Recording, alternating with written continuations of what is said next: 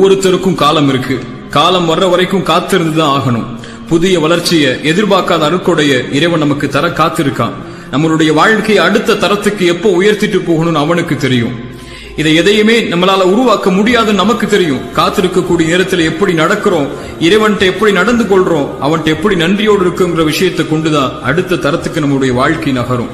உண்மை என்னன்னா, நம்ம யாருமே இதை புரிஞ்சிக்காம காத்திருக்கக்கூடிய நேரத்துல அவசரப்படுறோம், பொறுமை இழக்கிறோம், நொடிஞ்சு போறோம், கவலை அடைகிறோம்.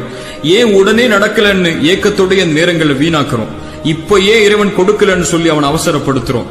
தகுதியான நேரத்துக்கு முன்னாடி தகுதி இல்லாத விஷயங்கள் கிடைக்கிறது அருட்கொடை இல்லைங்க, அது சுமை, மேலும் ஆபத்து. ஒரு தந்தை செல்வந்தர், அவர் செல்வந்தவங்கிற காரணத்துக்காக 6 வயசு பையன் விலையுயர்ந்த காரை ஓட்ட கேட்கிறாங்கிறதுக்காக கொடுக்க மாட்டார். ஏன்?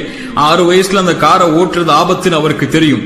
ஒரு தந்தைக்கே இந்த அக்கறை இருக்குன்னா 99 மடங்கு தந்தையை விட அன்பு வச்சிருக்கக்கூடிய நம்மளை படைச்ச இறைவன் நமக்கு எந்த நேரத்துல கொடுக்கணுங்கிறத தெரியாமையா இருப்பா? அவன் சொல்றதெல்லாம் காத்திருக்கக்கூடிய நேரத்துல அனுமதிச்ச முறையில இந்த வாழ்க்கையில முயற்சி செய். வரக்கூடிய சோதனைகளை இறை உதவியோட முறியடி. எதிர்காலம் நீ நினைக்கிறதை விட சிறந்த முறையில் அமையும்.